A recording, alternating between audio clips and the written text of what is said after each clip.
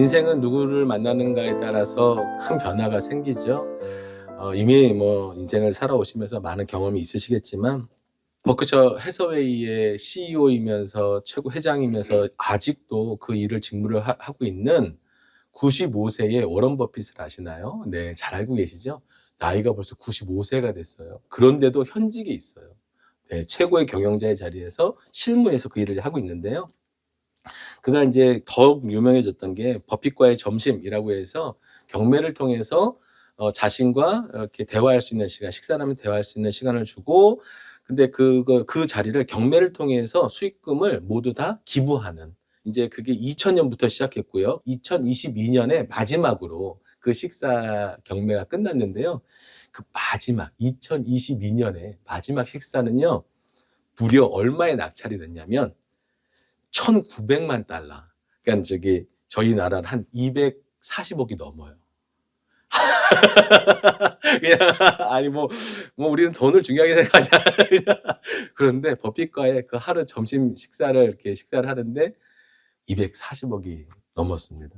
그러니까 그 사람도 알고 있는 건 이제 그만큼 이 사람과 그 대화가 가치가 있기 때문이고, 또 그것이 기부가 되어 쓰여질 걸 알기 때문에 그렇게 참여했던 건데요. 어쨌든 이 버핏과 단순한 식사가 아니라 대화를 하면서 이 사람에게 있는 통찰, 어떤 이 사람의 지혜, 이 사람의 성공, 전략, 철학, 이런 것들을 배우고 싶은 사람들이 만나고 싶어 했던 것이죠. 그만큼 누구를 만나서 대화를 나누고 가치를 배우고 지혜를 배우고 통찰을 깨닫게 되고, 그러면 삶의 수준이나 방향이나 이런 것이 크게 전환이 되잖아요. 그래서 오늘 내 인생의 가장 큰 전환점은 물론 이렇게 옆에 계신 분을 만났기 때문에 전환이 이루어지고, 또 그 덕분에 우리가 함께 모여서 오늘도 예배하고 있는 큰 전환점들이 있었을 텐데요.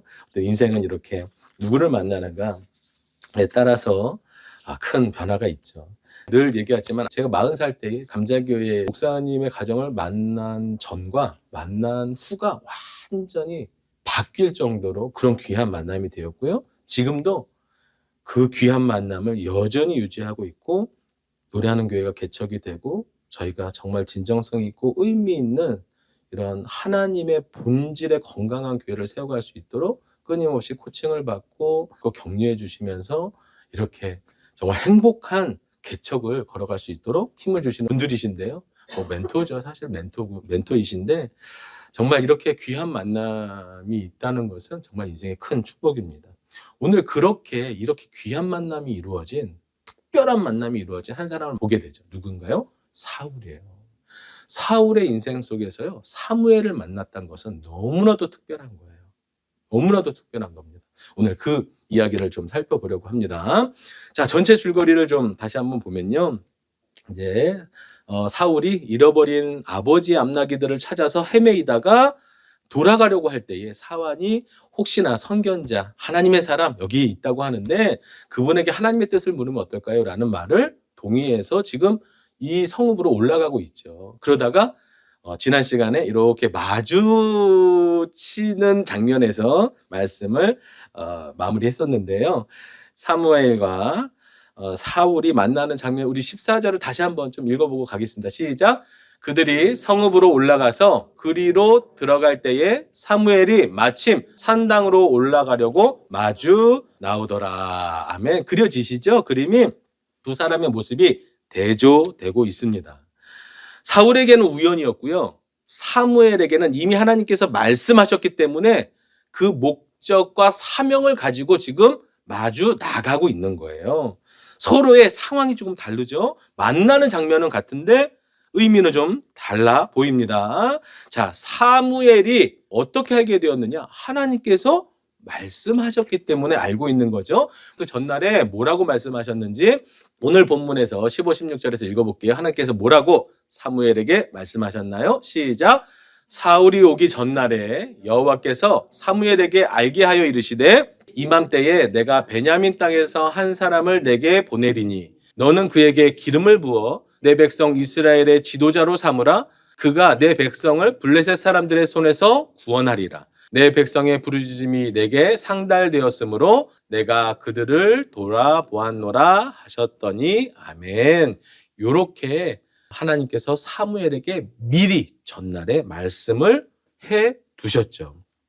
자, 어떤 내용인지 다시 한번 좀 살펴볼까요? 언제요? 전날에. 미리 말씀하셨어요. 뭐라고요? 내일 이맘때에. 그 하나님께서 말씀하시는 그 때에 내일 이맘때에. 자, 누가 와요? 베냐민 땅, 그러니까 베냐민 지파의 사람이 내가 하나님께서 보내신대요.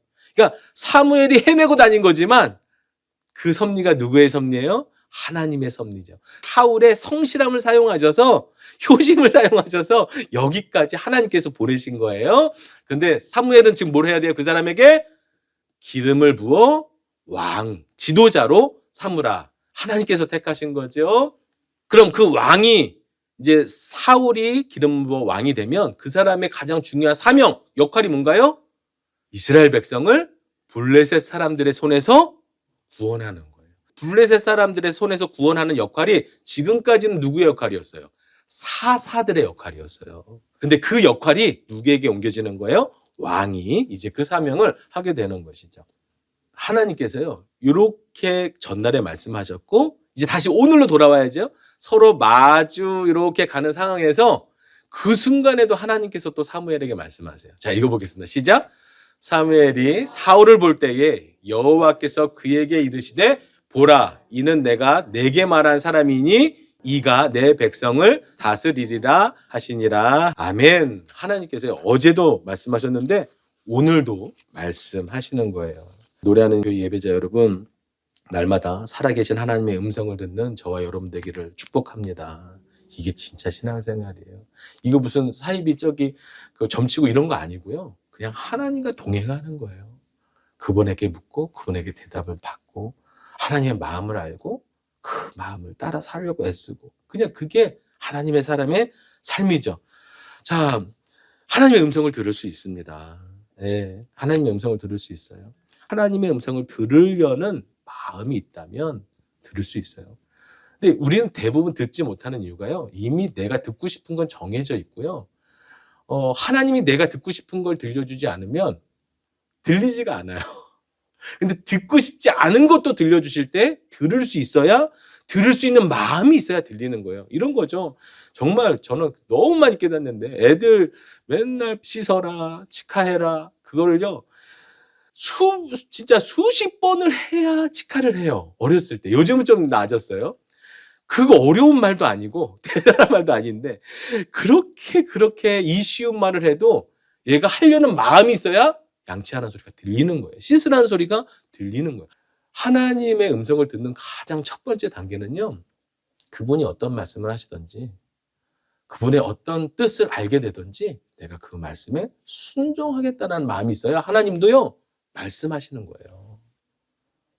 해봐야 그 태도가 강직하고 강팍해서 하나님 말씀에 순종하려는 마음이 없는데, 하나님께서 그럼에도 불구하고 세게 말씀하실 때도 있지만 하나님 인격적인 하나님이요, 입을 닫으신단 말이에요. 이 기본적인 태도입니다. 기본적인 태도. 네, 그래서 하나님의 음성을 듣는 가장 쉬운 방법은요, 하나님 무슨 말씀을 하시든지 주의 종이 듣겠다라고. 사무엘도 처음에 그렇게 하나님을 만났잖아요. 네, 주님 말씀하옵소서 듣겠나이다. 마리아도 주의 여종에게 말씀하소서 주의 여종이 듣겠나이다. 주의 음성을 듣는 사람들의 가장 그냥 기본적인 태도죠.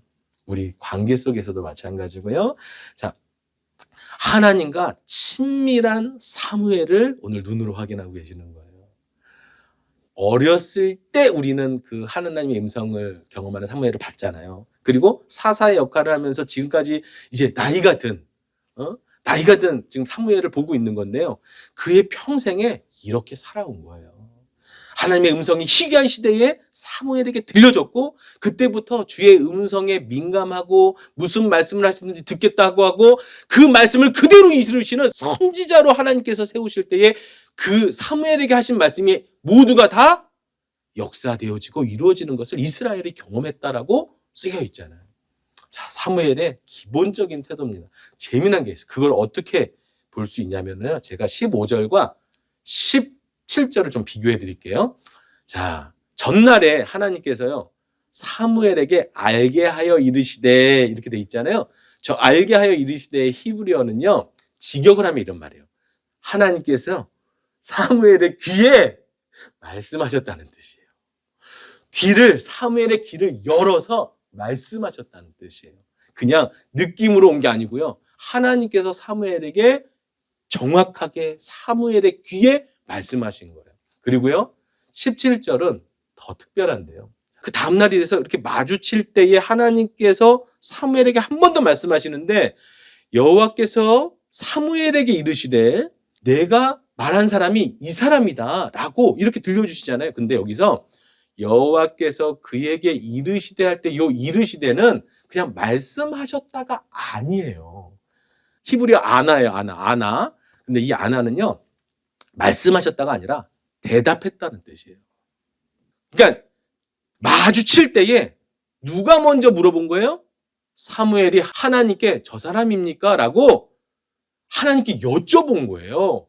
그때 하나님께서 대답하여 맞다. 이 사람이다. 내가 어제 말한 사람이 이 사람이다. 라고 대답해 주신 거예요. 사무엘에게 있는 아주 기본적인 태도입니다. 그게 뭐예요? 무슨 일을 만나든지, 어떤 상황이 생기든지, 사람이 있든지 없든지 하나님께 묻는 거예요. 저는 사무엘까지는 아니지만 항상 주절거립니다. 주님 앞에 얘기하려고 그 태도를 배워가려고 애를 쓰는데 지금도 애쓰고 있어요. 가장 기본적인 태도는요, 하나님께 자꾸 얘기하는 거예요. 들리지 않아도 괜찮아요. 언젠간 들리게 되십니다. 정말이에요. 이렇게 할 때 하나님께서 그래, 아니다, 마음에 들려주세요. 진짜요, 진짜. 자, 이 사무엘의 이 멋진 태도인데요.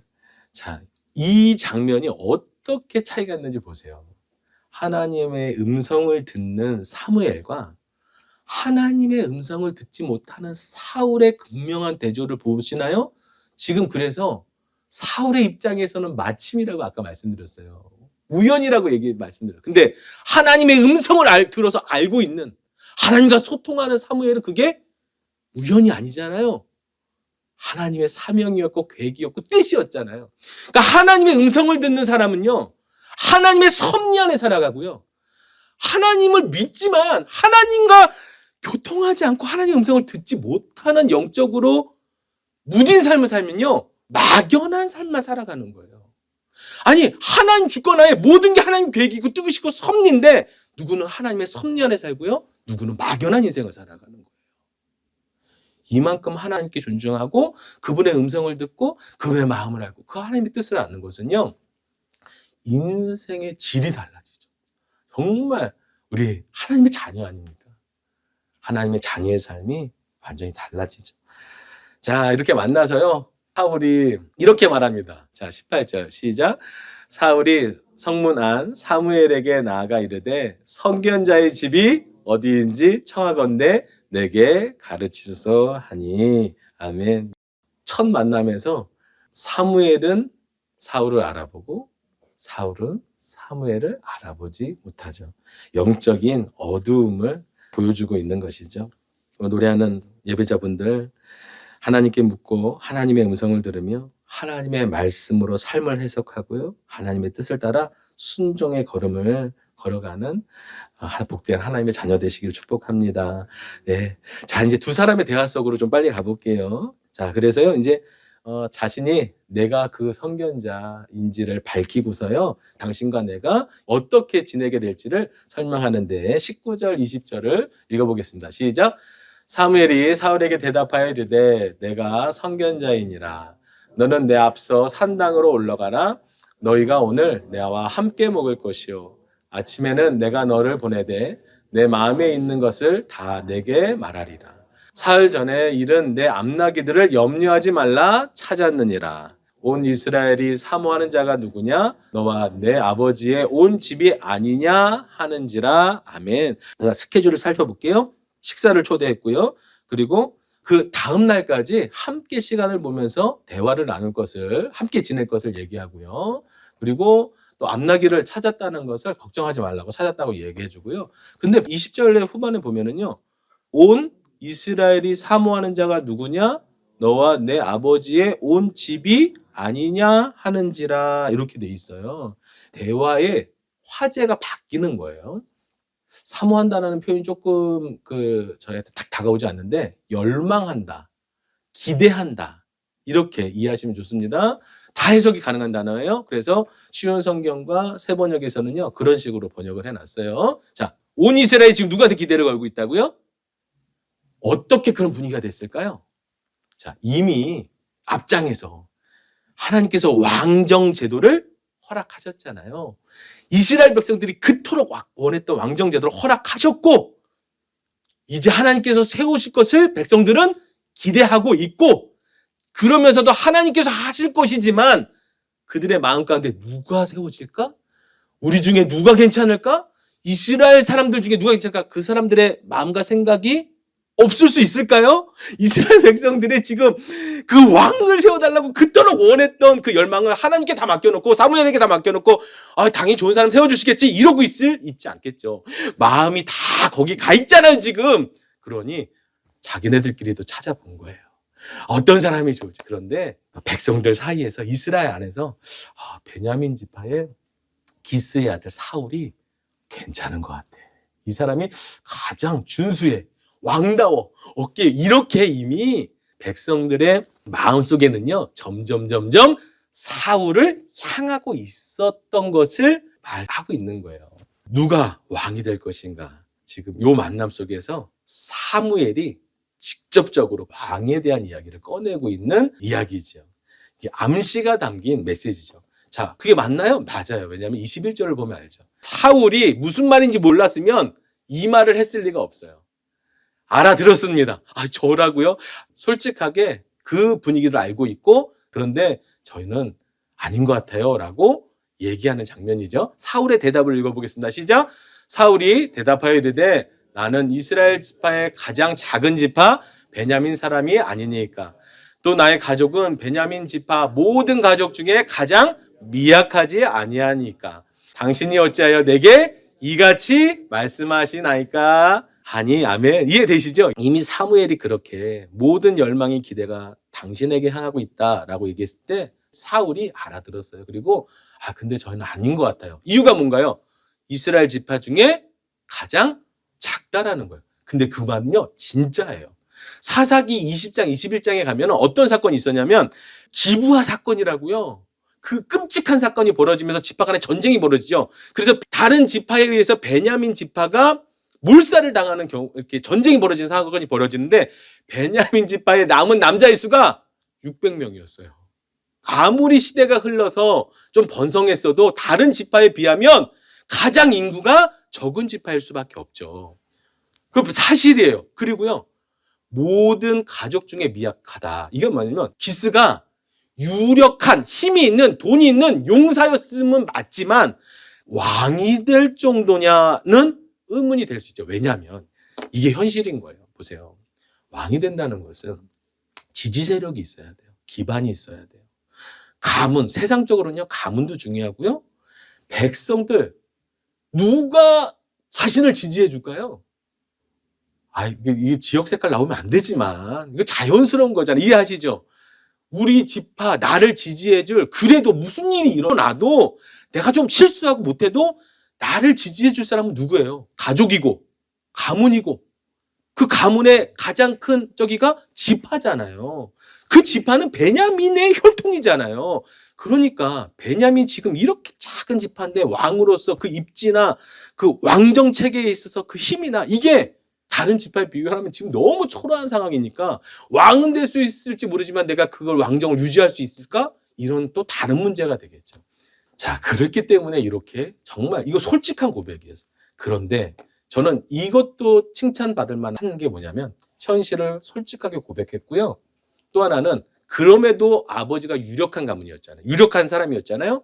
그 아버지의 재력과 힘과 용맹함으로 그것을 자신을 포장해서 할 수 있다라고 말할 수도 있는데, 그것을 내세우지 않고 부족한 걸 내세우면서 그 현실을 정확하게 받아들이고 인정하는 사울의 겸손한 모습을 볼 수 있죠. 우리는 어때요? 조금만 자랑하고 있으면 오히려 포장하고 오히려 허세가 되는 게 우리의 어떤 인간의 모습이잖아요. 자, 사울이 이렇게 겸손하고 솔직하게 대답을 하죠. 자, 그 다음에는요, 22절에서 24절은 어떤 내용이 나오냐면, 자, 이제 그 일정대로 사울을 데리고 모임에 참석해서 식사 초대를 해서 함께 식사를 합니다. 30명가량 모였고요. 사울을 상석에 앉혀요. 사무엘이 사울을 존중하죠. 왕이 될 사람으로 존중하고 있어요. 그리고요, 넓적다리를 대접합니다. 요리인도 아마 레위인이었을 것 같은데, 제사를 드린 후에 제사장의 몫이었던 넓적다리를요, 미리 준비했다가 요리인에게 부탁해서 가져오게 해서 함께 식사를 하는데, 상석에서 가장 좋은, 물론 사무엘의 몫이지만 사무엘이 가장 좋은 그 부위를 사울에게 주면서요, 극진히 대접하고 있어요. 자, 이 분위기를 보십시오. 30명이 앉았는데 사무엘이 영적 리더예요. 그 당시에 가장 성견자고요, 사사예요. 이 시대에 누가 가장 권위 있는 사람이에요? 사무엘이잖아요. 가장 권위 있는 사람이 가장 상석에 사울을 앉히고 가장 자신에게 좋은 것을 사울에게 주니까 그건 뭐예요? 지금 엄청난 존중을 하고 있다는 모습이 보여지시죠? 왕이 될 사람이라는 것을요, 암묵적으로 암시하는 장면이에요. 사무엘의 겸손한 태도로 하나님의 말씀에 존중하여 사울을 인정하고 대접하고 있는 모습을 볼 수 있죠. 자, 그 다음에는요, 자, 이제 끝나고 내려와서 사무엘의 집으로 가서요, 그 지붕에서 이제 거처를 마련해주고 담화를 나누고 그 다음 날까지 지내게 되는데, 저 지붕이라고 하니까 조금 불편하긴 한데요. 저 팔레스타인 유대인들의 지붕은요, 우리랑 좀 달라요. 저희는 옥탑방 하면 기분 나쁠 수 있지만 거기에는요, 옥탑방이 오히려 더 시원하고 이렇게 그늘만 만들어주면 더 쾌적한 별채같이 되는 거예요. 그래서 거기다가 좋은 대접으로 거기서 편하게 쉴 수 있도록, 그리고 그 지붕에서요, 함께 담화를 나누는데요, 아마 늦은 밤까지 대화를 나누었겠죠. 밤새도록 무슨 얘기했을까요? 지금 사무엘의 가장 큰 지금 사명과 목적이 뭐예요? 이 사람을 기름 붓는 거잖아요. 당연히 얘기의 주제가 그걸 수밖에 없죠. 늦게까지 얘기할 이유가, 자, 어떤 걸 말했을까요? 왕을 지금 왜 세우게 되는지, 그리고 하나님께서 왜 당신을 선택했는지, 그리고 하나님께서 당신에게 어떤 왕이 되기를 바라시는지, 왕은 어떤 자격을 가져야 되는지, 어떤 태도를 가져야 되는지, 인품을 가져야 되는지에 대해서 이미 말씀을 알고 있는, 하나님의 아픔을 알고 있는 사무엘이 아마 당부하면서 권면하면서 코칭하면서 멘토의 역할로 그렇게 지나지 않았을까? 뭐 거의 확신합니다. 네. 자, 그리고 그 다음 날이 되었습니다. 이제 마무리인데요. 그 다음 날 이제 동틀 때쯤 이제 일어나서 보내죠. 이제 집으로 돌아가는 거예요. 사울과 사환이 베냐민 땅으로 돌아가야 되겠죠. 근데 사무엘이 이렇게 배웅 나가면서요, 사환을 먼저 보내게 하죠. 앞서서 멀리. 그리고 두 사람만 지금 서 있는 상태가 된 거예요. 그리고 이제 다음 장에 넘어가면 거기서 사무엘이 사울에게 기름을 붓죠. 이 기름 부음에 대해서는 또 다음 주에 좀 나누도록 하고요. 오늘 좀 정리하고 싶은 이야기는요, 이런 겁니다. 처음에 제가 말씀드렸듯이 워런 버핏을 한번 만나는 것이 그렇게 중요한 것처럼 우리 인생에 어떤 그런 정말 전환점이 되는 특별한 만남이 있다면 얼마나 큰 축복인가요? 오늘 그런 만남이 이루어졌어요. 자, 왜 하나님은요, 사울에게 사무엘을 만나게 하셨을까요? 이 만남이 왜 그에게 그토록 축복이 될 수 있을까요? 자, 여러분, 우리 인생에 내가 살아가야 할 이유와 목적과 사명을 안다는 것은요, 삶의 본질이 달라지죠. 하나님께서 내가 왜 너를 택했고 어떻게 쓰시겠다 그 사명을 알려주신다면 너무너무 이 삶의 방향과 뜻이, 내 본질 존재의 이유가 달라질 거예요. 내 존엄성, 내 정체성, 야, 이렇게 되죠. 하나님의 뜻을 알게 된다는 건 너무 소중해요. 자, 왕이라는 특별한 사명을 받아요. 왕이라는 특별한 사명, 아무나 받을 수 없는 사명이죠. 사무엘을 만나서 기름 부음을 받는 특별함을 입게 되죠. 게다가요, 조력자, 조언자, 모사, 멘토, 그 당시에 하나님하고 영적으로 소통하는 사무엘을 만난다는, 영적 대가를 만난다는 것이 지금 사무엘보다 더 대단한 사람이 없잖아요. 그런 사람을 만난 거예요. 아까 240억을 주고라도 만나야 되는 거예요. 자, 게다가요, 아까 나귀도 또 찾게 되죠. 여러 가지 사무엘을 만난 것이 축복이죠. 저는 소망하기는요, 그런 만남의 축복이 우리 노래하는 교회에 있기를 소망합니다. 여러분들이 노래하는 교회를 만난 것이 축복이고, 저도 여러분들을 만난 것이 축복이고요. 우리 하나님의 섭리 안에 우연과 마침과 마주보게 하시면서 오늘 이 자리에 두셨는데요. 정말 그 뜻을 알고 하나님의 섭리를 알고 우리 서로에게 정말 함께 식사하고 함께 대화를 나누고 함께 사명에 대하여 논하면서 정말 하나님 앞에서 그런 만남의 축복이 되는 우리 공동체가 되기를 소망합니다. 자, 그런데요. 자, 결론입니다. 사울에게 있어 사무엘이 왜 그렇게 축복이었느냐? 그냥 멘토가 아니에요. 그냥 멘토가 아니에요. 사울이 지금 그 준수한 사람이 가장 부족한 게 뭔가요? 눈치채셨어요? 그 준수한 체격은 머리나 하나 더 크고 가문 그리고 인품, 성실함 다 갖춘 이 사울에게 있어서 가장 부족했던 부분이 빈틈이 뭐였어요? 영적인 안목, 하나님께 묻는 태도, 이 영적인 부분이 가장 약했잖아요. 근데 그 당시에 가장 그 부분에 탁월하고 대가였던 사무엘을 만나게 하신 거예요. 이건 그냥 지혜자, 그냥 어디 가서 좋은 얘기 듣고 이 정도가 아니고요. 이 사람과 함께 있는 것이 사울에게 있는 가장 자신에게 부족한 것이 채워질 뿐만 아니라 한 걸음 더 나아가서 그 사람과 함께 있을 때에 그 부족함이 어떻게 돼요? 성장하죠. 자라나죠. 그래서요, 때로는 내 장점을 개발하는 것도 중요하지만 나에게 너무 치명적인 단점을 보완하는 것이 어떻게 보면 전체적인 나의 인격과 삶의 수준을 높일 수 있는 지혜가 되는 거거든요. 근데 그걸 해줄 수 있는 사람이 지금 누구예요? 사무엘이죠. 사울에게 있는 가장 부족한 부분을 사무엘이 해줄 수 있단 말이에요. 이 사울이 마지막까지 사무엘과 함께 그것을 훈련하며 그의 그 영적인 이 성품을 닮아가면서 함께 이 이스라엘을 다스렸다면 달라졌을지도 모르죠. 그런데 안타깝게도 사울이 그렇게 붙여주신 그의 멘토의 말을 듣지 않는 순간 그 사무엘에 만난 축복이 축복으로 끝나는 것이 아니라 비극으로 끝나는 안타까운 결말을 낳게 됐죠. 자, 저희 소망하기는요, 저희 공동체 안에서 서로 함께 대화하고 나누며 함께 예배하면서요, 그 우리의 가장 최고의 멘토가 되시는 예수님을 발견하고 그 예수님이 우리의 멘토가 되는 은혜를 경험하는 공동체 되기를 소망합니다. 아멘. 네, 오늘 노래하는 교회의 만남이 모두에게 축복이 되실 뿐 아니라 우리 최고의 멘토이신 예수님을 만나고요, 그래서 주의 음성을 듣고 주의 뜻을 따라 하나님의 뜻을 이루어가는 공동체, 우리 각 가정의 삶, 귀한 예배자 되시길 축복합니다.